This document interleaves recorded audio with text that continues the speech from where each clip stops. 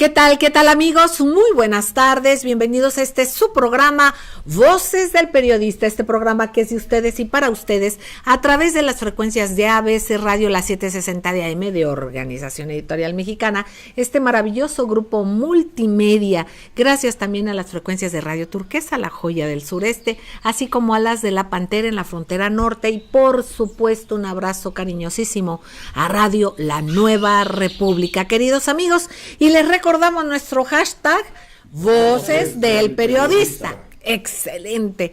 Queridos amigos, fíjense nada más el privilegio de estar con ustedes, de estar en estos micrófonos. Yo agradezco a los ingenieros Milton Partida, Daniel Gutiérrez Morano, Víctor Melara, David Hernández, Osiris, muchísimas gracias al apoyo de Jonathan Álvarez, pero y sobre todas las cosas también a mis compañeras y compañeros de los tres grandes grupos, 4 grupos en los que estamos y a través de los cuales compartimos la vida. Y hoy específicamente estamos de manteles largos con esta productora que es una maravilla, la Cuarta República, que es ni más ni menos que fundada y dirigida por el maravilloso maestro Daniel Marmolejo, un precedente y un antecedente fundamental en lo que es la producción, multipremiado, reconocido. Y pues me gusta mucho decirlo porque además de que traemos a la mesa al admiradísimo y querido maestro Daniel Stulin, bueno, pues Daniel Stulin teniendo esa posibilidad de un abanico enorme a nivel internacional para escoger un productor para su programa, bueno, pues ni más ni menos que a un mexicano, muchísimas que es el gracias, maestro Celeste. Daniel Marmolejo. Muy amable y gracias por la invitación. Es también un privilegio, queridos amigos, estar con compañeros, con amigos. Ellos nos van a decir en la manera en que pretendan, no sé, como su Twitter, como su nombre, ¿cómo quieres que te presente? Fidel el de acá. Fidel el de acá. Bueno, Fidel el de acá. Ya después ustedes irán ubicando y muchas veces por diferentes circunstancias es importante preservar, digamos, los nombres. Entonces, y yo te pediría a ti, querido amigo, que ya te conocen, ¿cómo quieres Aquí relincho. Aquí relincho, fíjense nada más que él es, son profesionistas ambos, el doctor, muy economista, ¿no? Economista, administrador. Exactamente. Aquí es José Carlos Arias.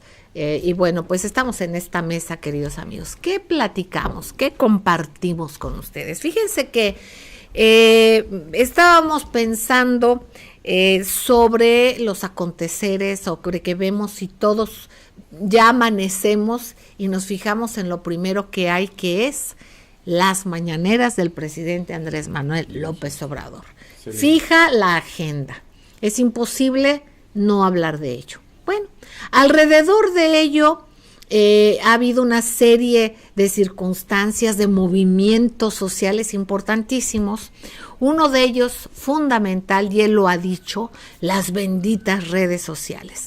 Entonces yo creo que es importante, yo les agradezco a mis queridos compañeros de mesa que podamos retomar la historia de esas benditas redes sociales. Dicen que debemos de no olvidar la historia. Entonces vamos a ir al origen de las benditas redes sociales, de la evolución, de que como muchas cosas en la historia van fortaleciéndose y van creciendo los movimientos precisamente por las marchas forzadas. Cuando uno va cuesta arriba es cuando hace uno el músculo, ¿no? Seguir subiendo, escalando, y entonces las marchas forzadas luego dan como resultados pues cosas muy positivas, porque precisamente hay que ver cómo se forjaron movimientos importantes como es de las benditas redes sociales. Entonces, pues independientemente que compartamos todos, maestro Daniel Marmolejo, sí, y antes de seguir queremos todos aquí rendir un pequeño homenaje, pero muy sentido, a nuestros compañeros Santiago Barroso, asesinado cobardemente en San Luis Río Colorado. Él, y debemos ser espejos de su voz, réplica de su voz, tocaba acciones que tienen que ver con los polleros y con el narcotráfico. Entonces lo compartíamos antes de la mesa, seguiremos dando espacio a esto. Hay que analizar, cuando se quiera callar una voz, debe de ser lo contrario, debemos de ser solidarios todos, y en vez de callarnos o solamente lamentar su muerte, que es lo que primero se debe de hacer, y de indignarnos, bueno, lo que se tiene que hacer es replicar la voz para que no logren el cometido de callar la voz de nadie. Hay que multiplicarlo, y eso es lo que vamos a hacer. Y a la memoria de Santiago Barroso va este programa, y también a esta necesidad que tenemos de posicionarnos en lo que significa un movimiento tan importante como son las redes sociales. Haciendo historia, maestro Daniel Marmolejo, ¿cómo inician? Yo creo que a partir del desafuero de Andrés Manuel López Obrador, o en qué momento, porque por ejemplo en Europa, muchos de los movimientos de redes sociales arrancaron y van de la mano de eventos sociales, culturales, sobre todo de grupos musicales. Y en México, pues la estrella que detonó las redes sociales se llama Andrés Manuel López Obrador. Es el fenómeno que hizo que se exponenciara realmente la participación en las redes sociales. ¿Estoy equivocada o estamos bien? No, estás bien. Yo quisiera, Celeste, compañeros, hacer mención de lo que ocurrió en 1996 en un foro alterno al de Davos, en donde se hizo la Declaración de los Derechos de Independencia del Ciberespacio. Y dice: gobiernos del mundo industrial, vosotros, cansados gigantes de carne y acero, vengo del ciberespacio, el nuevo hogar de la mente. En nombre del futuro, os pido en el pasado que nos dejéis en paz. No sois bienvenidos entre nosotros. No ejercéis ninguna soberanía sobre el lugar donde nos reunimos. Estamos hablando del nuevo hogar de la mente. Desde el punto de vista sociológico, yo he tratado de escudriñar sobre cómo se le pudiese enfocar al concepto de las redes en la actualidad, el exocerebro. Y así como el origen del pensamiento de libertad y de independencia de las redes sociales establece la distancia con los gobiernos del mundo, no tendría por qué ser la excepción. Y en esa misma dimensión, nadie es dueño de las redes, nadie es dueño del exocerebro, nadie tiene un documento patrimonial que ampare un beneficio sobre él respecto a la libertad de este pensamiento. En términos sociales, políticos, culturales, hay un flujo en constante movimiento de este tipo de pensamiento que ha servido para respaldar campañas políticas como la de Barack Obama, que fue el primer fenómeno de las redes sociales, o para impulsar los movimientos en Francia de los chalecos amarillos, no los de México. Y también son diferentes, sí, se llaman no, diferentes chaquetas amarillas, son chaquetas impostoras, no chalecos amarillos. Y también para respaldar a Andrés Manuel López Obrador desde el momento del desafuero. Exacto. Y en eso ya pudiéramos señalar actores fundamentales, Celeste. Exactamente. Pues miren, queridos amigos, vamos a ir a un corte. Antes de ir al corte, vamos a nada más a dejar sobre la mesa cómo se empezó a picar piedra, y lo vamos a hacer una recapitulación con personajes, y yo quiero traer aquí a la mesa, bueno, están grandes personalidades, pero por ejemplo hay alguien que no es muy conocida o demasiado conocida hacia afuera, sí, como es mi queridísima Pato Yaguno. Uh-huh.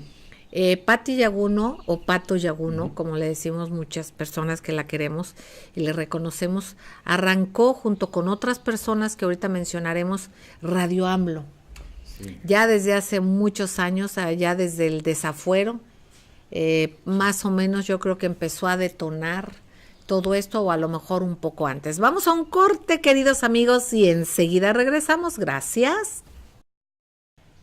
Gracias, queridos amigos, gracias por seguir con nosotros en las frecuencias de ABC Radio, las 760 de AM de Organización Editorial Mexicana, el gran grupo Radio Turquesa, las frecuencias de La Pantera, Radio La Nueva República y nuestro hashtag Voces del Periodista. Queridos amigos, retomando en este tema de la historia de las benditas redes sociales, recordábamos un evento fundamental como es el desafuero de Andrés Manuel López Obrador allá por el 2004, que detonó un movimiento, diversos, luego fueron escalando, y en aquel entonces recordamos este famoso Radio AMLO, sí, con Pato Yaguno y otros amigos también de Radio AMLO, y yo la menciono a ella porque nos tocó que teníamos el Radio AMLO, luego transmitía desde el Club de Periodistas de México, entonces nos tocó ver el esfuerzo enorme que se hacía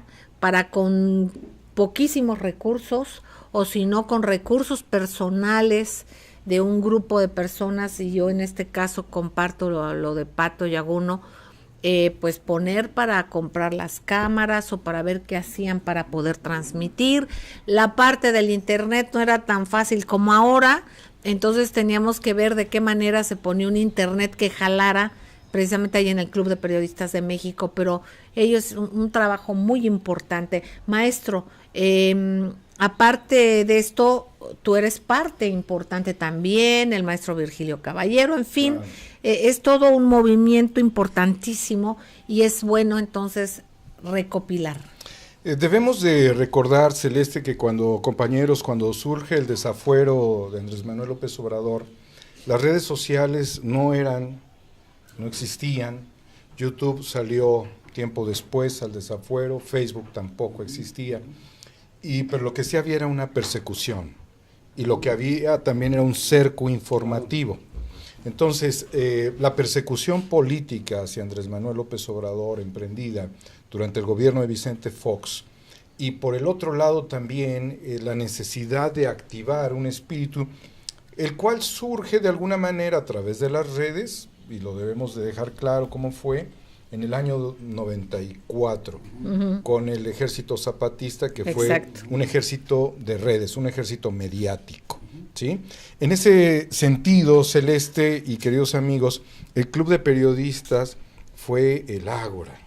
Allí pudimos acudir muchos de nosotros para buscar un espacio donde no hubiese persecución, donde no hubiese represión, donde hubiese la posibilidad de decir algo y de que la palabra pudiese transitar sin aduanas, como un contagio virulento del espíritu de solidaridad, en ese caso muy específico hacia Andrés Manuel López Obrador, y Radio AMLO fue el centro de toda esta energía ciudadana que buscó devolverle los derechos políticos a Andrés Manuel López Obrador y los derechos humanos, y junto con Patricia Yaguno, Pato, un ser hermoso, lleno de espíritu ciudadano, combativa, sí, solidaria, haciendo las cosas con la nada, porque hay que decirlo también, nunca ninguna de estas redes se prestó a recibir financiamiento de ningún partido político, siquiera que estuviera del lado de Andrés Manuel. Fue absolutamente transparente, porque se trabajaba sin dinero. Y ese espíritu no se puede alterar en el caso de ningún youtuber, de ningún bloguero, de ningún facebookero, no, porque contradice la Declaración de Derechos de Independencia del Ciberespacio. O sea, quienes conocemos la historia sabemos que esto no se puede prestar a un acuerdo económico de grupos, se perdería la libertad. Y el mismo Octavio Paz referenciaría esa situación. Justo ahora, y perdona Celeste, amigos, que haga este paréntesis, que vemos que a Octavio Paz lo corporativizaron, ¿sí?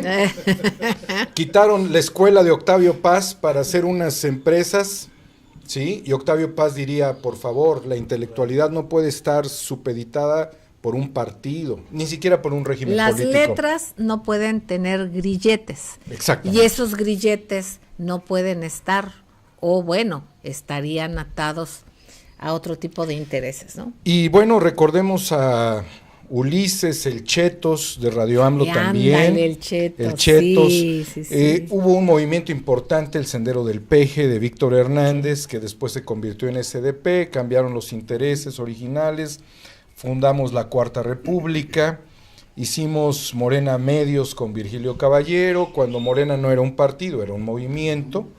Se creó Radio La Nueva República con el maestro Jorge Saldaña, el gran Jorge Saldaña, que todas las mañanas transmitía, a veces desde su casa, y decía, esta es una labor poética, porque yo de aquí no recibo absolutamente nada más que críticas, ¿no? Y apoyo también, pero esta es una labor social, poética. Jorge Saldaña. Jimena Garmendia, que también era una luchadora de los movimientos de Mexicana de Aviación, una sobrecargo. Europa en Llamas, dos personajes maravillosos, Frijolito y Altea, grandes líderes, constructores de opinión, productores. Europa en Llamas. Se creó Pensar y Actuar hacia el 2012, después del 2006, cuando todo empezaba la efervescencia. En 2012 el maestro Virgilio Caballero crea un programa con un colectivo que se llamó ese programa Pensar y Actuar. Una frase que incluso utiliza mucho Andrés Manuel recientemente, hay que pensar y actuar. Quizás ha ilustrado parte de esta necesidad de comunicación. Después, todo este trabajo proactivo tuvo, desde luego, pues un desenlace en el movimiento Yo Soy 132. No hubiese sucedido. Quiero hablar también de otra persona importante de ese tiempo, Kia Mineco, que también fue una activista de mucho pundonor. Pues en fin, tú tendrás más información al respecto, Celeste, de toda la gente que fue al club. Bueno, yo quiero recordar y hacer un reconocimiento a Ana Lilia Obeso, a Mona Lisa, a Radio La Nueva República, claro. Precisamente hablando del queridísimo maestro Jorge Saldaña, sí, claro. Pero siempre ellos defendiendo esa independencia, sí. También con recursos propios, sí. Haciendo hasta lo indecible con tal de poder tener el privilegio de la libertad al comunicar. Entonces, un reconocimiento también a esa trayectoria de Radio La Nueva República. Exactamente. Por supuesto. Pudimos en ese tiempo documentar la Cuarta República en el proceso del 2006 como una consecuencia de tratar de entender qué podía suceder tras la crisis postelectoral del 2006. Y reflexionamos que era necesario establecer el pensamiento hacia el nuevo contrato social.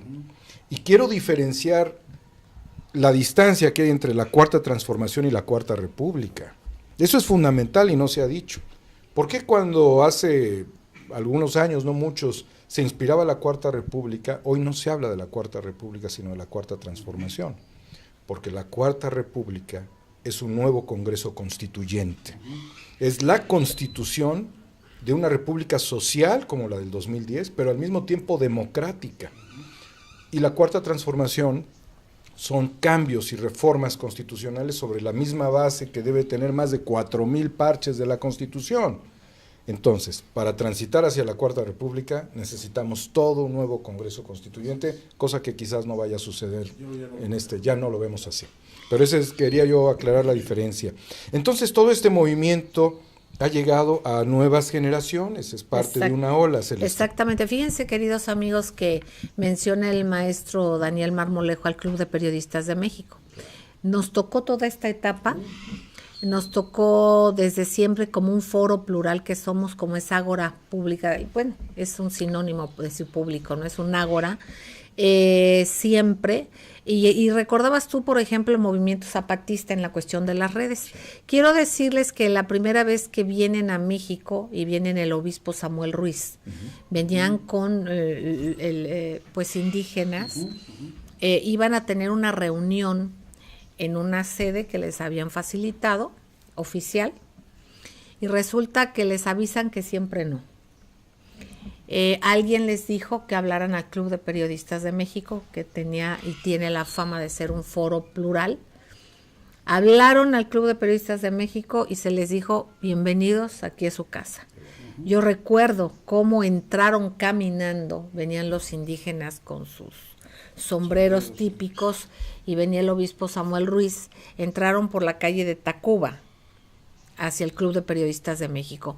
Ese movimiento que ha cambiado en algunas cuestiones, que se ha cuestionado, que ha tenido un cierto viraje de acuerdo a la opinión de muchas personas. Pero bueno, independientemente de esto, fue algo que en su momento fue un paradigma de ciertas cosas, que se mediatizó muchísimo y que ahí como fenómeno, que es lo que estamos hablando de las redes sociales, arrancó. Entonces ahí está, por ejemplo, esta parte social y siempre ligada a abrir las puertas del Club de Periodistas de México. Posteriormente, otra serie de acontecimientos, pero viene la parte que dices del desafuero, y después los foros en el Club de Periodistas de México, precisamente abiertos en contra de las privatizaciones, de todos estos intentos, incluso antes de los propios foros que se hicieron en el Senado de la República.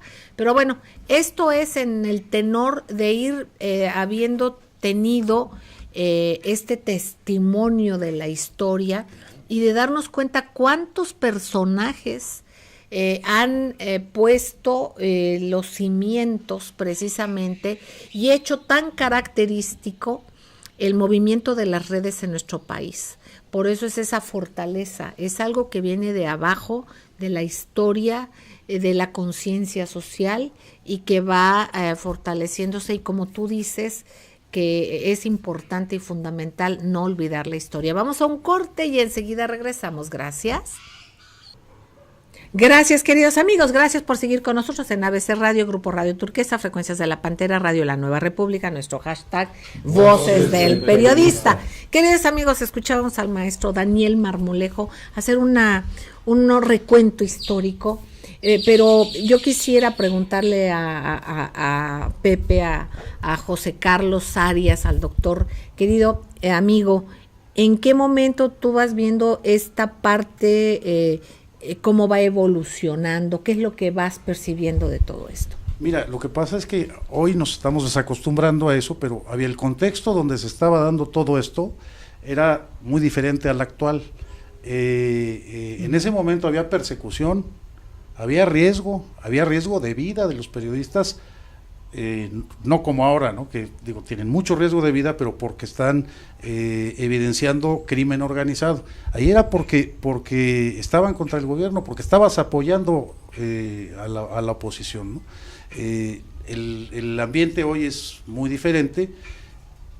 A partir de ahí explotaron las redes sociales, es decir, la tecnología avanzó mucho y esto nos dio jugada a todos, nos convirtió a todos en medios de difusión y en medios de información. Y esto hay que tomarlo con responsabilidad. Ahora, no todos informamos cosas que investigamos. Habemos muchos que comentamos lo que otros investigan, ¿no? Y por ahí habría que empezar, ¿no? La comentocracia, ¿no? Como se le llama.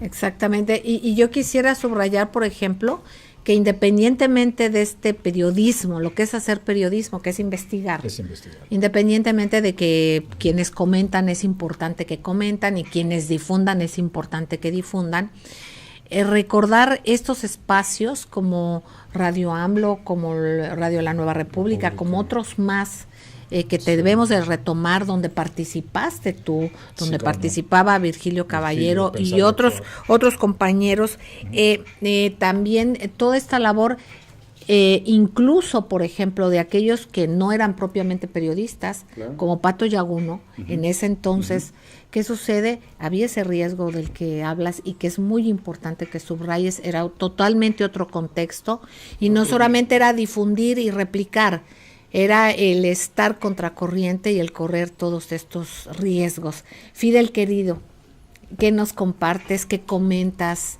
¿Cuál es tu percepción de todo esto? Sí, muchas gracias, querida Celeste.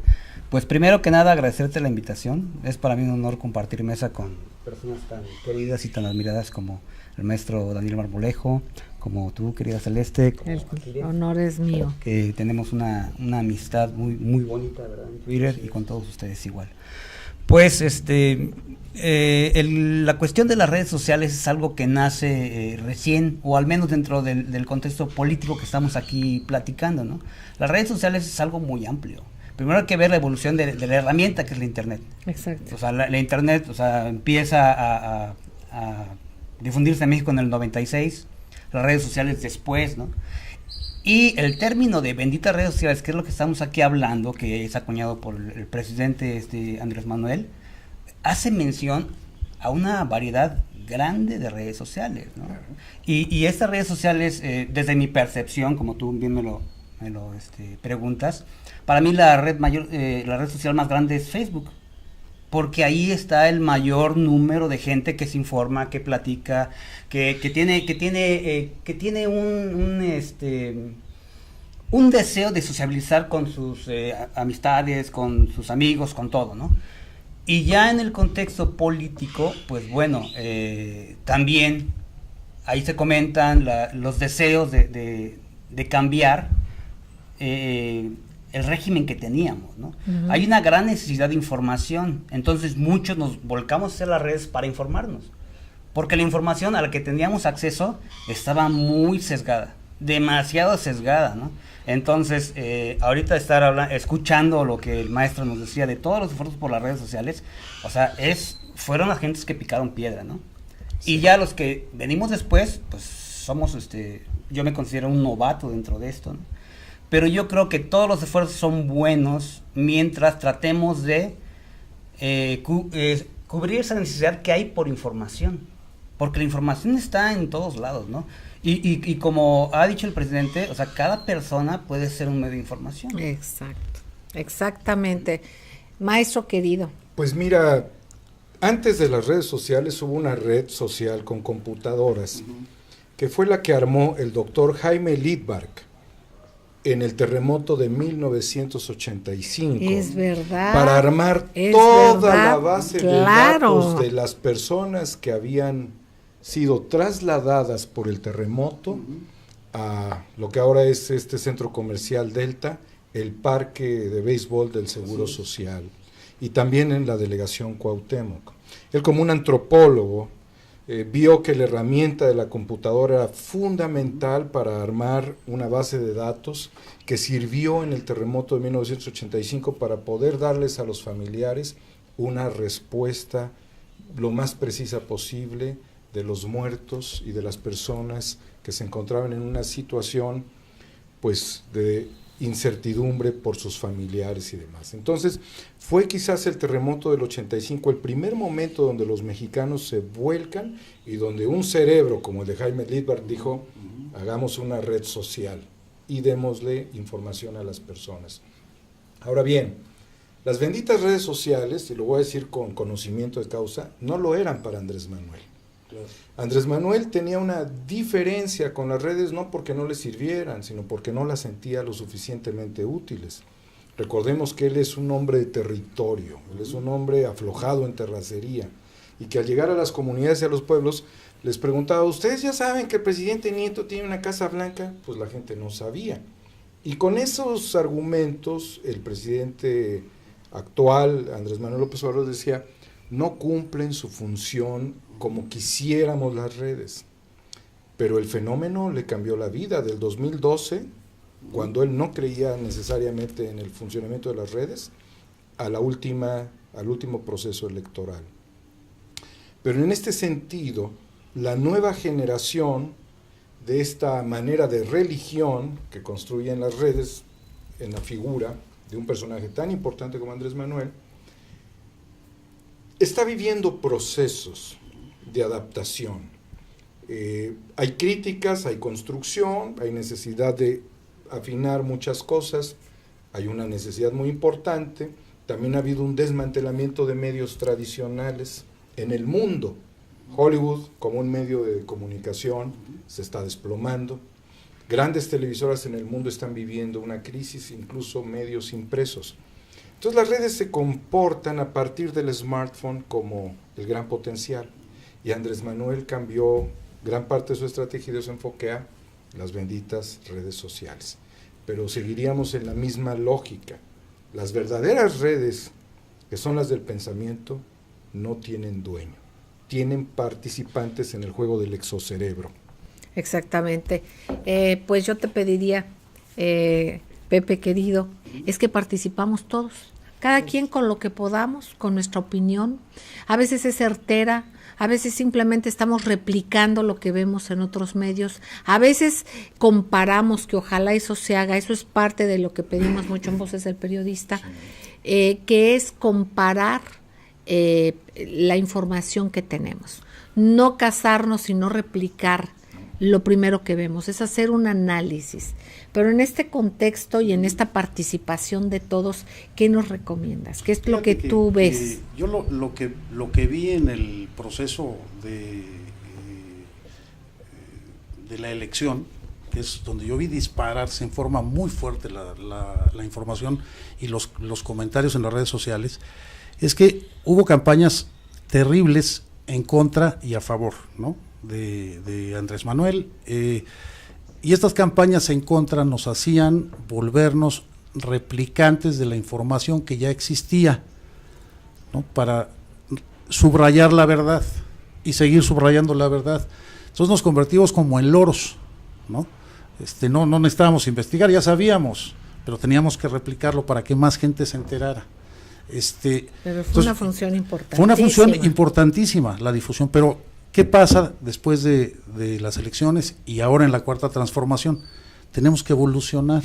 Exacto. O sea, no nos podemos quedar replicando como loros lo que ya sabemos. Hay que investigar, hay que discriminar lo que viene en las redes y comentarlo, pero aportando. O sea, el comentario tiene que, si vas a comentar, pues comenta generando conocimiento, aportando ideas. Ya no se vale estar tirando tomates en la cabeza a los demás, ¿no? O sea, te da tristeza ver a nuestros politrolls, ¿no?, y a nuestros periobots, así comentando las cosas, es decir, ¿cómo es posible que estas gentes nos hayan gobernado? O sea, no sé si te da tristeza o terror, pues por eso estamos como estamos, ¿no? Uh-huh. En fin, así es como lo veo. Esto es bien interesante y fíjense, amigos, vamos a ir a un corte, pero antes de irnos a este corte, dejar sobre la mesa cómo van cambiando los escenarios, digamos, los campos de batalla de la mente, ¿no? Sí.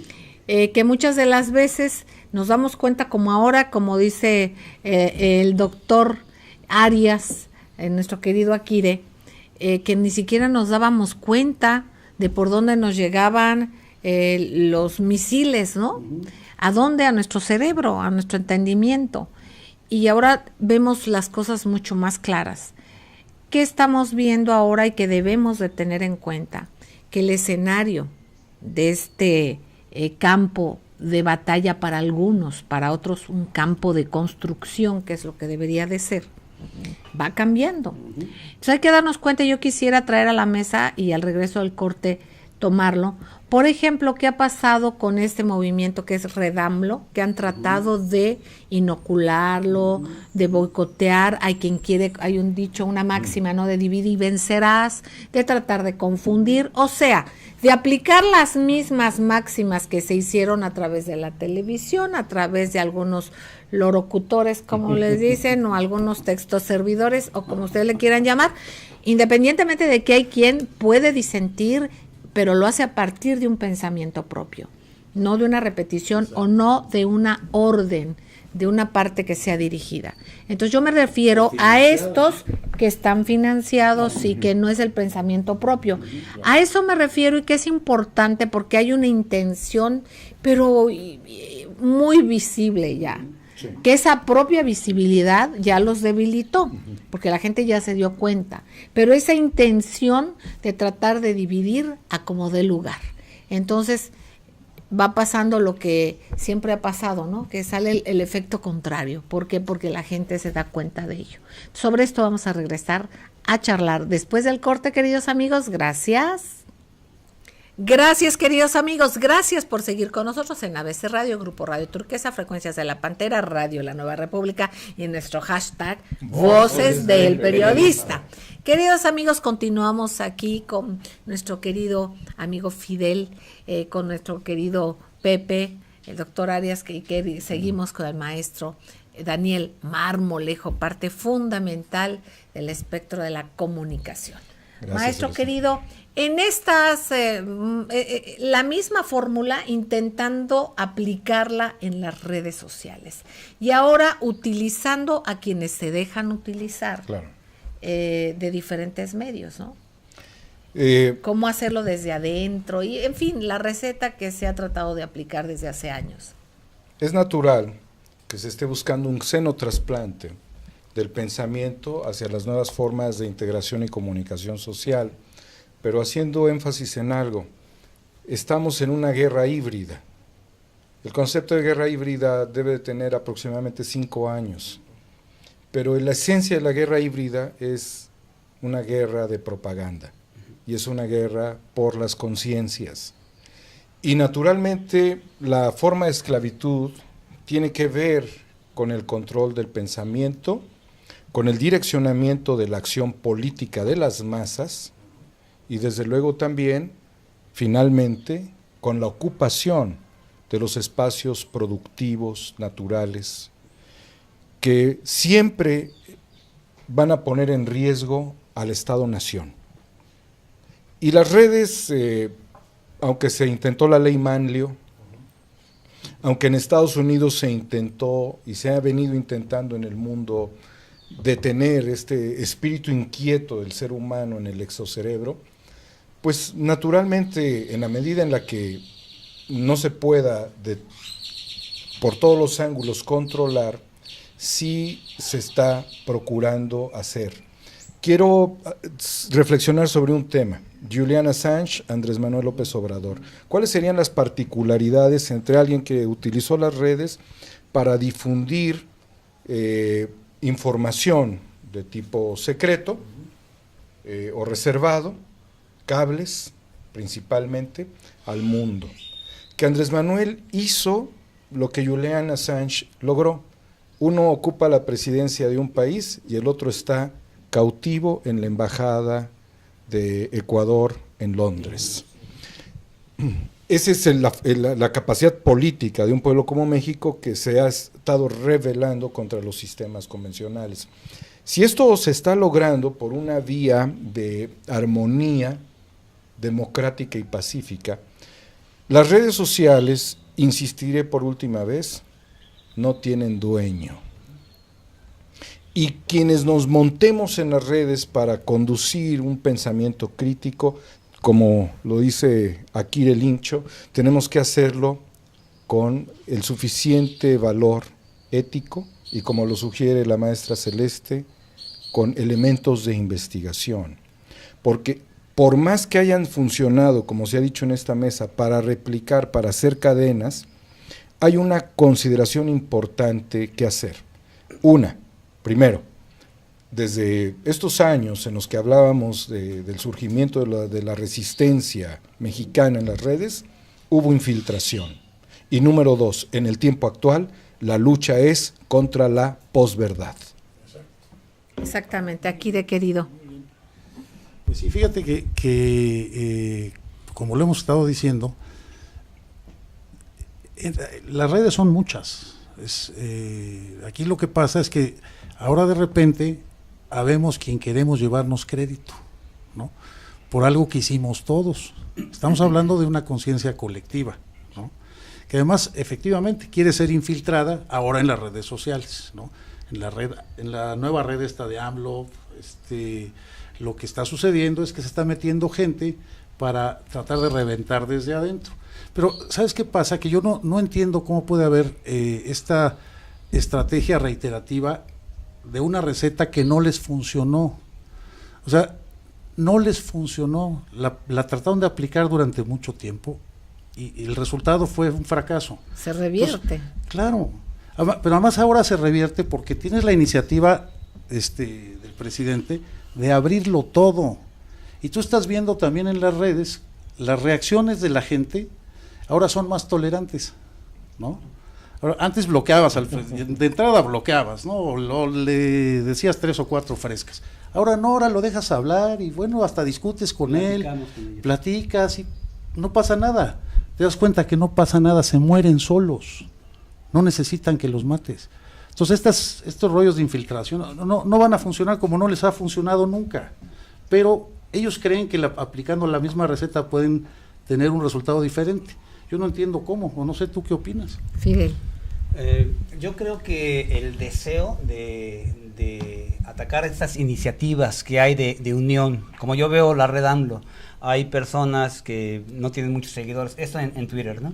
No tienen muchos seguidores y dicen, vamos a hacer una red, ¿no? Hay algunos que tienen muchos seguidores y hay grandes líderes ahí dentro de lo que es red AMLO, ¿no? Y dicen, vamos a hacer una red para que todos nos repliquemos, nos conozcamos y demos a conocer nuestra verdad, ¿no? Entonces, aquí el problema está en cuestión de que los que estamos en Twitter, es muy fácil ubicar los que son trolls, ¿no? Que tienen pocos seguidores. Tienen pocos seguidores, hacen retweets a los que son contrariamente contrarios a los politrolls. A los politrolls, ¿no? A esa gente que ya nos gobernó, que ya los conocemos. O sea, ¿qué nos pueden decir a nosotros para que volvamos a votar por ellos? Yo creo que es malísimo, ¿no? O sea, no, desde mi punto de vista, no tienen oportunidad de recuperar el poder que a unos se les confió y otros se lo robaron, ¿no? Entonces, aquí la cuestión de lo que yo veo de Red AMLO es que hay que tener cuidado a quién estamos validando, ¿no? A quién estamos validando por seguirlos, por o sea, a mí me ha tocado que en mi cuenta de repente me llega un like a un comentario de alguien que yo recuerdo que ese cuate me estaba tirando y el comentario dice, tú X, ¿no? Y luego de repente voy a su perfil y ya está en Red AMLO. O sea, ya está en Red AMLO y lo que hace 15 días a mí me tiraba y es bien fácil ver los perfiles de las personas, ¿no? En este ejercicio de ver los perfiles de las personas, yo he descubierto gente pro AMLO que son unas verdaderas joyas en cuanto a producción de tweets. De verdad, o sea, yo veo y digo, pero qué buenos tweets, nada más les hace falta difusión. Y lo que yo trato de hacer es a esta gente hacerle retweet, jalarle, mandarle un MD y decirle, oye, lo que quieras, aquí estamos, ¿no? Y al final, dentro de toda esta guerra y de esta gran ecuación de egos y de verdades y de lucha que tenemos, la única constante que yo veo es el desempeño, la honestidad y la lucha de nuestro presidente Andrés Manuel López Obrador. Esa es la única constante. Y como una persona, yo trato de no cargar con toda la responsabilidad, yo quiero ser uno más de este gran movimiento. ¿Para qué yo me quiero echar a mis espaldas la responsabilidad que él ya la tiene, que es real? ¿Qué va a pasar en 6 años con las redes? ¿Cómo lo visualizan ustedes? Es que es muy difícil visualizarlo. Es muy difícil visualizarlo en un año, porque el avance tecnológico es impresionante. Vamos a 5G en este. O sea, es increíble. O sea, ¿qué va a pasar con las redes en 5 años? No lo sé. ¿Qué va a pasar con nosotros en 5 años? O sea, es que aquí estamos construyendo un país nuevo. Estamos construyendo un país nuevo. Y ahora vamos a tener herramientas tecnológicas seguramente mucho más poderosas de las que tenemos. Fíjate, lo importante del asunto. Este año, yo creo que este año, sino el que viene, vas a tener cobertura universal de Internet en México, donde 75% del territorio no la tiene, solamente el 25%. Y ese 25% abarca la mitad de la gente. O sea, la otra mitad no tiene acceso a Internet. ¿Qué va a pasar en 5 años cuando todos estén informados? Cuando tengamos el total de la gente bancarizada, porque ya la están bancarizando este año, ¿eh? Sí. O sea, lo que no se había hecho en los últimos 15 años, bancarizaron creo que 14 millones de personas. Este año se bancarizan 25. Y para eso necesitas la Internet total. ¿Qué va a pasar en 5 años? Todo mundo va a estar informado. Y el Internet de las cosas también. Exacto. Fidel. Yo como visualizo dentro de 6 años, para mí se me hace un poco complicado prever eso, ¿no? O sea, no me siento tan visionario. Oye, Steve Jobs no nos contrataría si no le anticipamos el futuro. No. Y algo que yo creo, se van a cubrir las necesidades de información, definitivamente.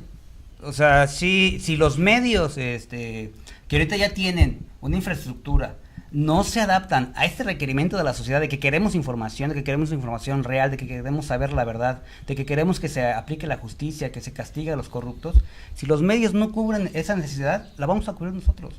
¿Cómo? Como sea, como se nos vengan dando las herramientas, ¿no? Habría que tener cuidado. En ese tránsito y bajo estas circunstancias habría que tener cuidado.